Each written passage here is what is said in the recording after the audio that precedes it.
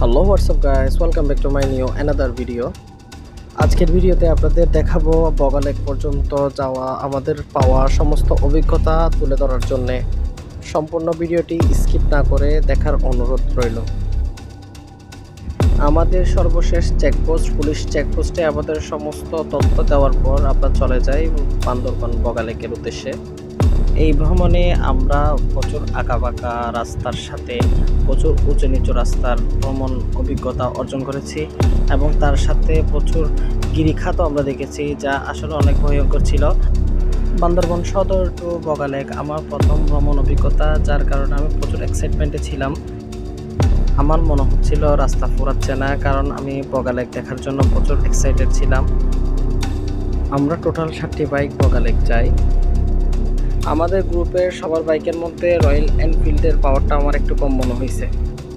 ভিডিওতে আপনারা দেখতে পাচ্ছেন আমাদের সবার পিছনে পড়ে গেছিল আপনার রয়্যাল এনফিল্ড। যদিও বা এটা হায়ার সিসি, কিন্তু সেই হিসাবে এই সিসির সাথে এটা শক্তির ম্যাচ হয় না।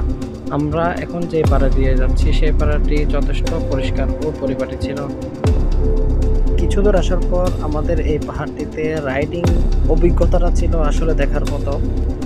আমাদের এই পুরো ভ্রমণে এই পাহাড়ে রাইড করাটা আসলেই অনেক চ্যালেঞ্জিংয়ের ব্যাপার ছিল।